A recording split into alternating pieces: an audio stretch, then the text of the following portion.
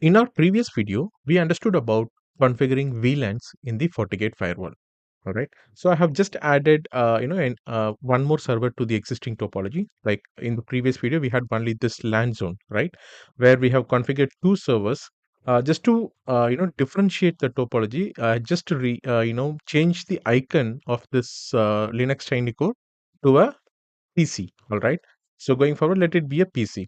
But still, this the configuration seems to be the same. Okay, we have not changed the IP address that we used in our previous video. All right. So this is a LAN zone, and in top of that, now we have added one more server, and let's consider that this is a DMZ zone. All right. Uh, so let's in this video, let's configure a simple firewall policy to see how a traffic flows through the firewall and how does it work. Okay, how to configure a simple firewall policy to allow a traffic. All right. So in order to achieve that, as I said last time, we have this zone. Maybe we are not going to configure a zone in this video. At last we'll find the advantage of the limitations of going with normal rules and the advantages of going with the zones. Okay, so in the next video we'll be learning about zones, but in this video we'll be going with the simple firewall rule only. All right. So as said, in the previous video itself, we have two VLANs created, like VLAN 10 and VLAN 20. So this video, we just added one server. We are going to give this IP address to this server and this IP address to port 3. Okay. Last time we have not given IP address on the interface. Instead, we created a VLAN and assigned an IP address. As we have only one IP, so this time we are going to configure that in the this interface. Then we are going to create one firewall policy to allow a transaction or communication from this, and also we can create one more uh, policy to allow a communication from DMZ to the this server. All right, fine, let's get started. So first let me configure this DMZ server with the IP address. I think it's already configured. Yeah. So the DMZ server is having the IP address 192.168.50.100. Okay, so if in case you don't know how to configure it, anyway, we saw that in the previous video. I'll just recall it. Okay, so there is an option like as soon as you power on this machine, you'll be seeing an option like control panel. All right, just click it, and here you'll be seeing an option network. Select it, and by default, the DHCP is disabled. You can just select here, and you can assign the IP address. Like in my case, I want this machine to have 192.168.50.100. All right. So I configured the IP here, and it is a /24 network. So let it be 25.225.225.0. It would automatically take the broadcast as well as the gateway. One small changes, like I just want to change the the gateway as per my topology. So as per my topology, the gateway is like 192.168.50.1. All right. So I just need to configure 192.168.50.1 instead of 254. All right. So the gateway is configured. I just selected apply and exit. That's it. So the IP address should be configured now. Let me validate it once again. Let me enlarge it. You can use the command ifconfig to check it. So when I use the command ifconfig, I could see the device is having the IP address 192.168.50.100 as per the lab topology. All right. So we have already discussed this. Like in order, this Linux Tiny Core has a feature like whenever a device is powered off, then it would lose the IP address it's configured, right? So in order to, as we are going to use the same topology for the upcoming video, and we are going to enlarge this topology, I don't want this IP to be released by the device, right? So whenever this device is powered on, it should use the same IP. So I'm just giving the command file tool dot sh space dash b. So this is the command. So once you give the command file tool dot sh space dash b, then this IP address information would get saved here. All right. Fine. So we have configured the IP address, and we also saved it. Now it's a time to configure the FortiGate firewall. So in the FortiGate firewall, we need to configure IP address in the port number 3. Let me go here, and as you know, for interface configurations, we need to go to network, and interfaces are part of network. So interfaces. So already we have configured port 2, right? The LAN port. So we define the port 2 as the LAN port. So it has the alias name LAN. And we are using port 1 for a management interface, right? So that it's having the management IP address. With this IP address only, we are accessing the device, right? Maybe for a better understanding, what we can do, we can just add alias name here, mgmt management. That's it. And if in case, like if you see here, currently we have taken this IP from a DHCP, and if you want to configure any specific IP, you can just select this manual option and you can do it. Any IP from your management network. All right. So this is how you can configure your IP address for a management interface. That's fine. Okay. See, once we added the alias name, now it's showing along with that. So this would help us to identify the interface, like which interface is responsible for what or to where it is connected, like that. So as per our topology, we have port 3 that is connected to DMC, right? So I'm just opening port 3, and the first thing, like I would like to add alias name so that uh, whenever I see the port, I would see the name DMC along with it for my understanding, right? So it also has the role, like if you want to change it anything, you can change it accordingly. But this as per this requirement, port 3 is part of my DMC. So I'm selecting DMC. So I need to configure IP, and this is a manual. Like statically, I need to configure this particular IP 192.168.50.1. Okay, that's part of this network. 192.168.50.1, and it's /24. Okay, all right. So now it's using this network, and we're using the first IP, which this is the IP that we have configured as a gateway, right? Means not configured as a gateway. We have declared here that we are going to use this IP as the gateway. All right. So for an administrative access, I just enable HTTP, HTTPS, ping, SSH. Select OK. That's it. Like now, if you try to ping from here to here, we should able to connect. Okay. Execute ping 192.168.50.100. See, now we were able to connect from here to here. However, if you try to connect from here to here, like from this Linux PC that is part of a LAN zone, or I would say VLAN pin this side to this DMZ zone server, it will not connect. Okay, maybe I'll show you here. PC VLAN 10. It has IP. So for now, I'll just show you with the pings, and later going forward, we'll be deploying servers, and we would use different traffics like FTP, web, etc. All right. So if you see here, this PC, like this PC is having an IP 172.168.10.100.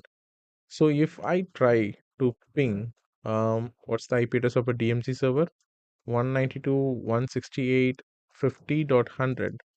Will it reach? I will not get any response because there is no valid firewall rules here allow a traffic to pass through this side to that side, right? So as you know, whenever a traffic hits a firewall, in order to allow it, it should have a valid rule, right? So when a traffic comes to the firewall, basically it would check the available firewall policies, and if it has any valid firewall policies to allow the traffic to pass through it, only in that situation it would allow, else it will never allow. Okay, so that the packet would get dropped here itself. But at the same time, like if you try to ping from here to this interface, like 172.16.10.1, we will get response because it's just an L2 connectivity, right? 172.16.10.1. See, we're getting a response, right? And again, when you try to ping to 20.1, we will not get any response, right? Fine. If you want to check that, see, we will not get any response because here we are getting a response because that's because of same network. All right, fine. So our objective, like our requirement is here to allow a traffic when the request is coming from this Linux PC towards this DMC server, the firewall should allow the traffic. Okay, so let's go to our firewall. So now, like what we need to do.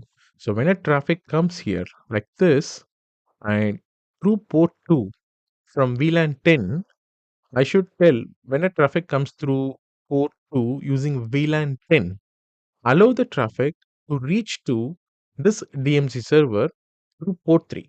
Okay, so this is what the information that I'm going to feed in the security policy.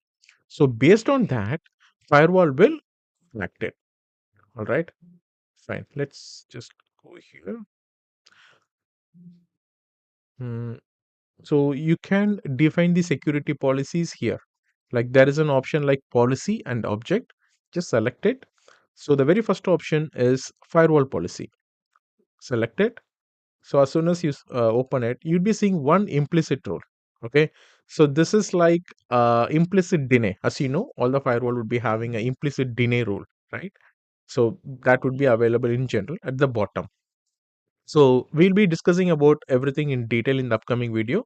This is just an overview, or it's just a basic understanding about the security policy, or just to see how to configure a basic firewall rules. Okay, so we'll be discussing more in detail in the upcoming videos. So I'll just go ahead. I'll create a new firewall policy with the option create new here. So we need to give any name. Maybe I'll just put like VLAN 10 to DMZ. Okay. So the reason why I am putting VLAN 10 is you cannot create a policy like when a traffic comes from port 2 towards port 3, allow it. The reason being that is, if you remember in the last video, we have not configured any IP address on port 2. Instead, we have created two VLANs and we have given IP address on the VLAN only.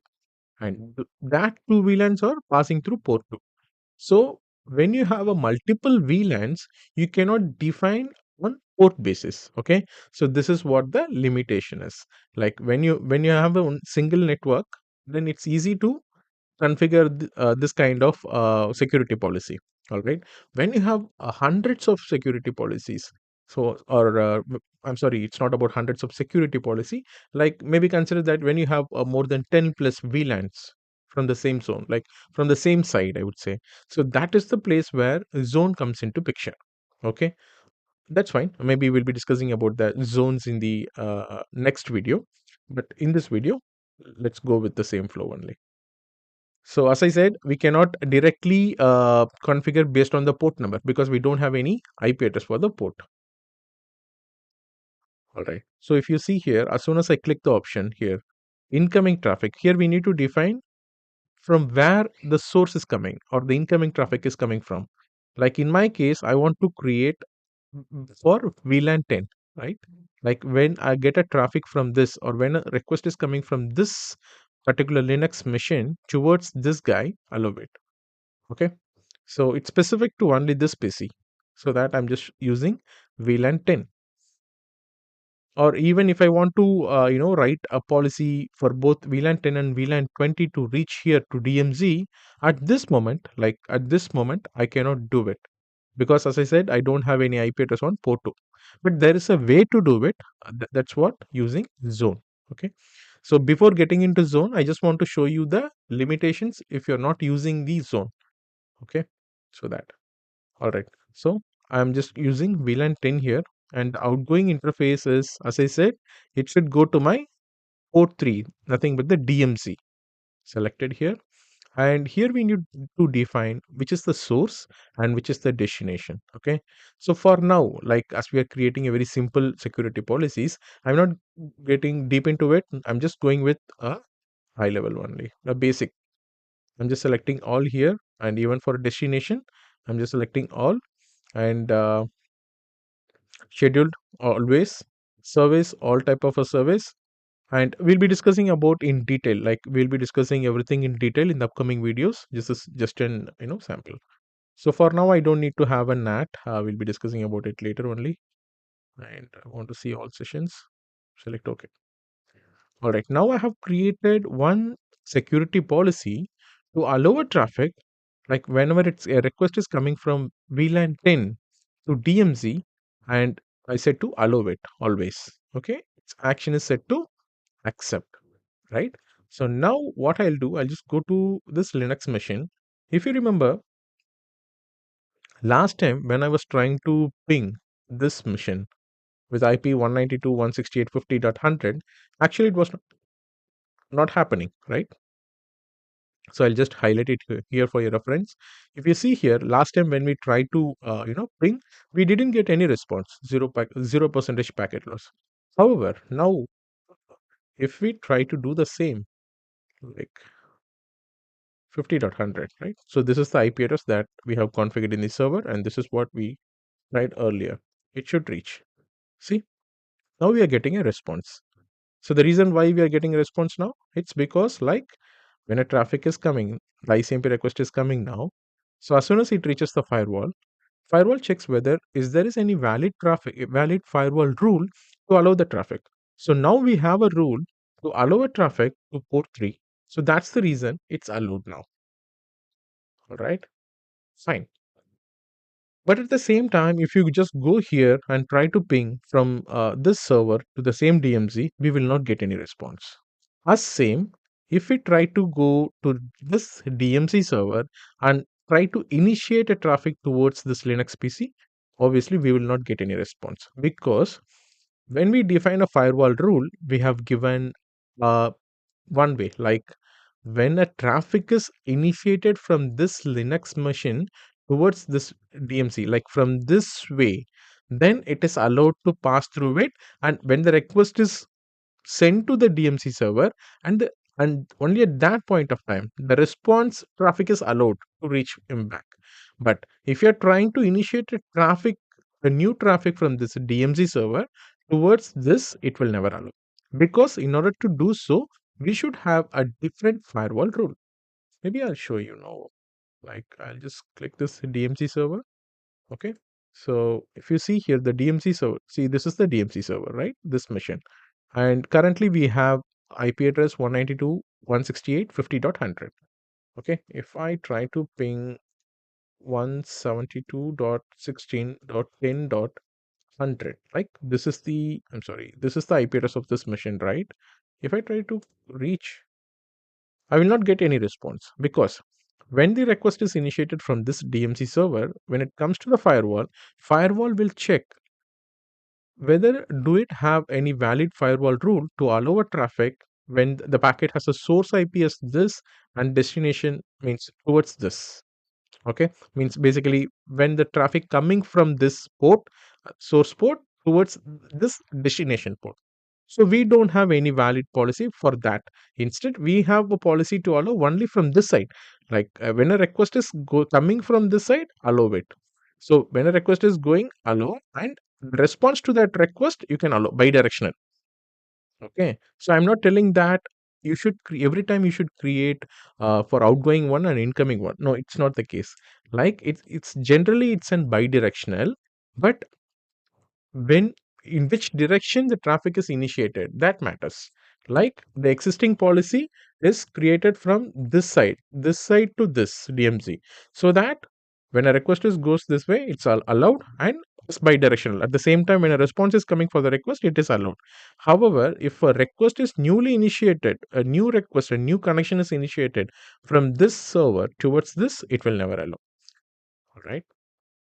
Fine. And also I'll just show you from here as well, like from server VLAN, this VLAN, this server. Mm, Ping, maybe I'll just show you the IP address first. If config, if you see here, it's having an IP address 172.16.20.100. All right. So if I try to ping 192.168.50.100, it will not reach. Okay, it will get dropped here itself, because when we define a firewall rule, we define only for this particular VLAN 10, maybe not for a specific source IP. We have defined VLAN 10 here, right? If you just check it, see VLAN 10 here, which means that whichever traffic that's coming from VLAN 10, allow it. Maybe if you add one more device, whatever device it is, if you add one more device in VLAN 10, and if a request is sent from that device, it would get allowed. But this device traffic is going as a VLAN 20 because we have configured this interface as an access port to VLAN 20, and you know, that's the reason. So now what we can do, let's create a one more policy to allow communication from this side to this. Or let's do this thing like we already written a policy for when you initiate a traffic from this side to this side, right? So now maybe I'll just create a one more you know, policy to allow a communication from this DMC server to this specific or this network, VLAN 20 network. Okay, so firewall policy, create new. So this is from DMZ to it's going to VLAN 20. Okay. So by this way, like when a request is coming this towards this, it would allow. But at the same time, when the server is creating a new connection towards this, it's when it's creating a new request or new connection, if it's going like this way, it will not allow. Okay, fine. So incoming traffic, it's a DMZ port, port 3, right? And outgoing interface is again, we should not give port 2, means we should be very careful. Like when you have multiple VLANs to single interface, we should be very careful. We should not define the port. Instead, even if you define the port, it will not work. Okay. If you want to check, you can check it. So the way how we adding a VLAN, right? Instead, you can check with the port number as well. It will not work. Okay. So I have selected for VLAN 20 here.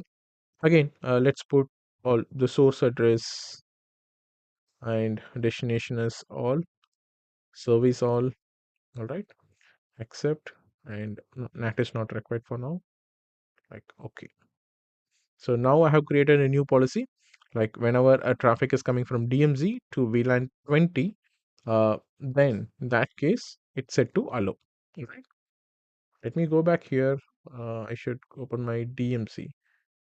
So even if you see here, right, the traffic is still initiated towards this DMZ, but still we have not received any response because, as I said, when a new request is initiated from this side to this side, it will not respond. However, if a new request is coming from this side to this, then it is allowed, and a response to that request is allowed bidirectionally. Um, server DMC server, right? So this is what it is. Now what I'll do, I'll just ping 172.16.20.100. So now this time it should work. See, I'm getting a response. From here, I'm able to connect to this server and I'm getting response to it, right? So this is how you can simply, this is a example for a simple firewall policy. But the reason why I want to show you this is like in this situation, we have two VLAN, right? So VLAN 10 and VLAN 20. So maybe in a production, you'll be having a multiple VLANs, right? It depends on your architecture, how big it is. So sometimes it would be some 10 or 15, it depends completely. So in that case, it would be really difficult to manage a rules, if you are going in this kind, like for every VLANs. So you should have on the either side also. Okay, from you should mention, maybe in the production you'll be mentioning this particular VLAN as a source to that particular destination, and again from other destination to this particular VLAN, like that. So it would be very difficult to manage a policy, the rules when you're going based on different VLANs or coming from the same side. Okay, so this is the major disadvantage, like it's very difficult to manage. So in order to make it easy, or in order to make this complex process easy, then it comes the zone. Okay, so zone is basically a grouping of multiple thing in one direction, like as one group, I would say. So we'll be discussing about zone in the next video in detail.